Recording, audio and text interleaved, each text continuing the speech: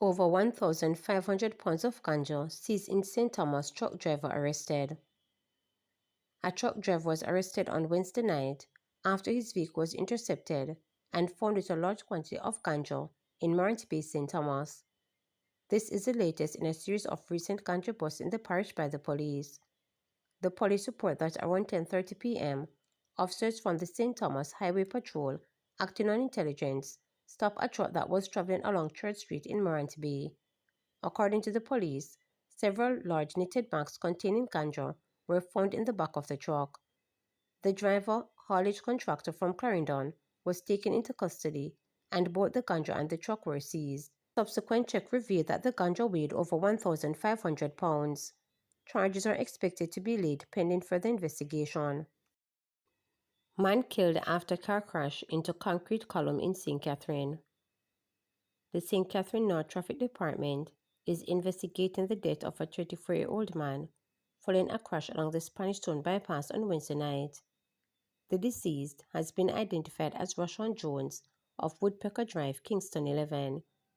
Reports are that about 10 p.m., Jones was driving a Toyota Hiace motor truck towards Angels when it slammed into a concrete column post in the vicinity of El Prado housing scheme. The impact caused extreme damage to the vehicle, while Jones suffered severe head injuries. He was taken to the Spanish Town Hospital where he was pronounced dead.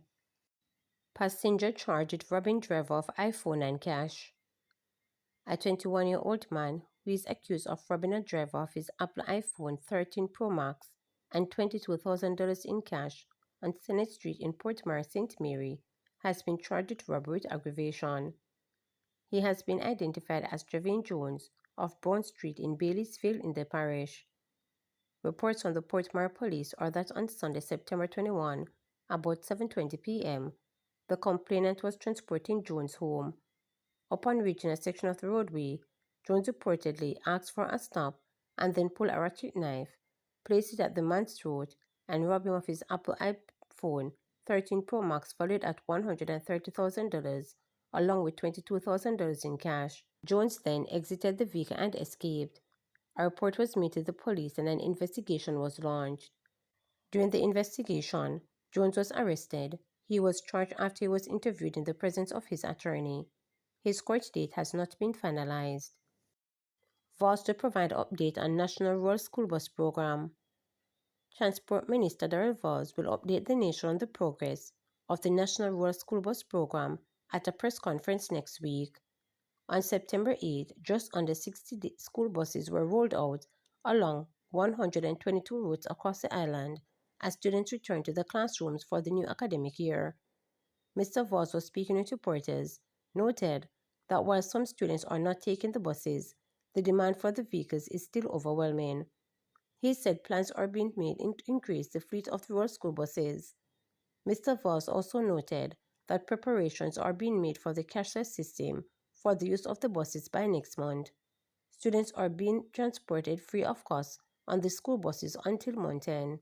Next week will be 1 month since the launch of the rural school bus, and I intend on having a full press briefing next week to be able to update Jamaica as to exactly what has transpired over the month in terms of the rural school bus, the routes and how many buses have been rolling out, the passenger uptake, etc. What I can say is that it's overwhelmingly supported and it is working well, save and except for the fact that we don't have enough buses. The demand for the buses are huge. So even the additional 40 buses that will roll out between now and December to make 100 is still not even a fraction of the amount that is required. So we have a school term coming up for next September, and I have to make sure that we can get those buses here, the second phase of the buses, to continue to roll out the routes, because as I indicated, we are doing 122 routes now, and that's only 258 schools out of 850 schools. So we are way off in terms of being able to satisfy the demand. But what is very good is that the noise has died down now that the politics and the election is over, and people are seeing the vision of the rural school bus and what the benefits it will have for rural Jamaica.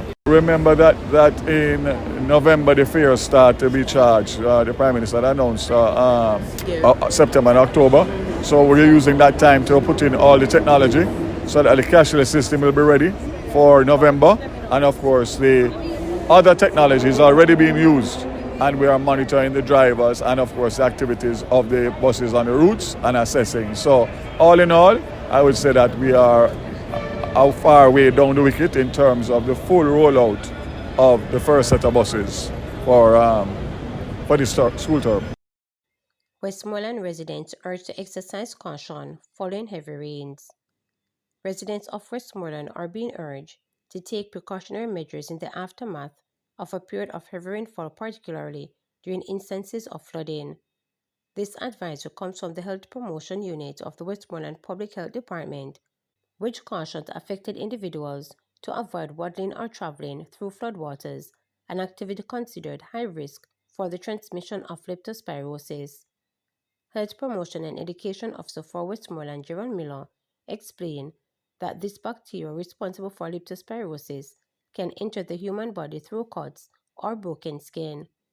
Flooded waters might contain the urine of animals, such as rats and other animals, that could carry the germs. Traveling through or waddling in these waters can allow the germ to infect you, he noted.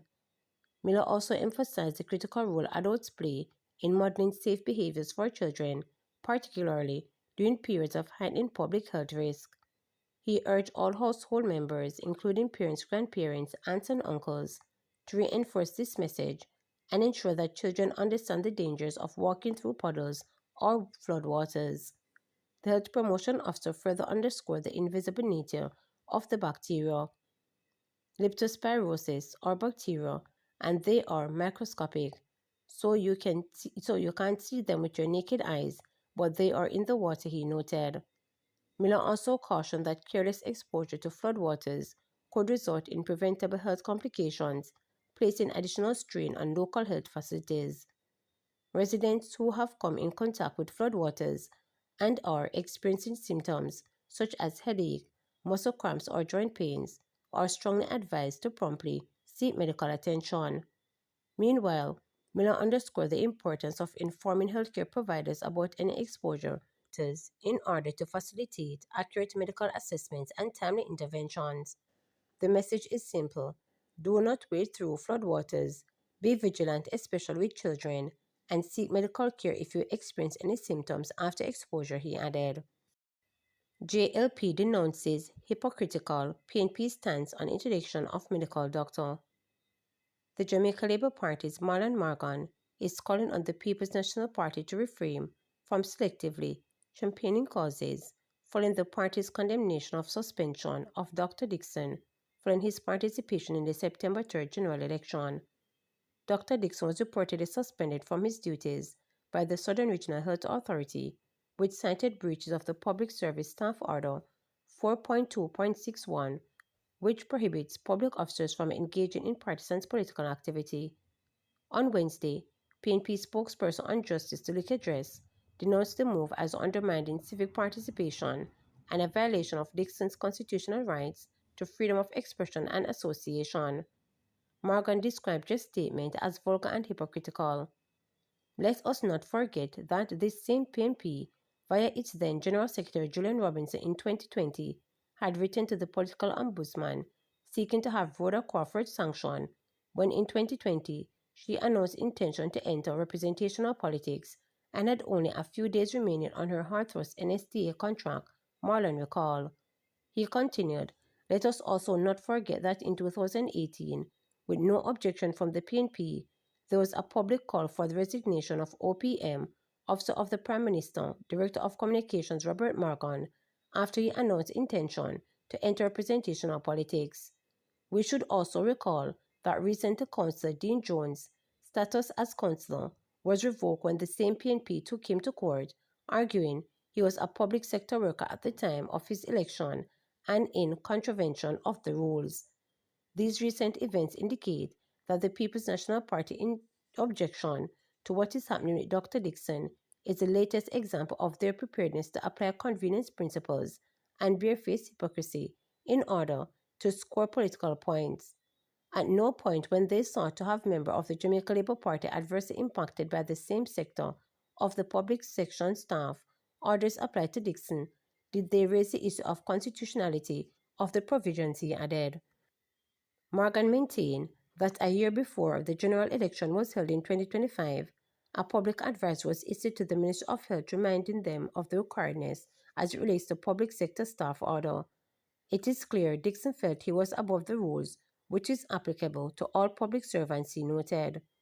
This is an opportune moment for the PNP to embrace the Constitutional Reform Committee, as it is well placed to provide a forum for somber, responsible, and forward-thinking dialogue and consensus on issues such as public service staff order reform and make a determination as to which category of public sector workers we could be allowed to publicly engage in political activities, including contesting elections in the same way that teachers are currently able to do, Morgan stated.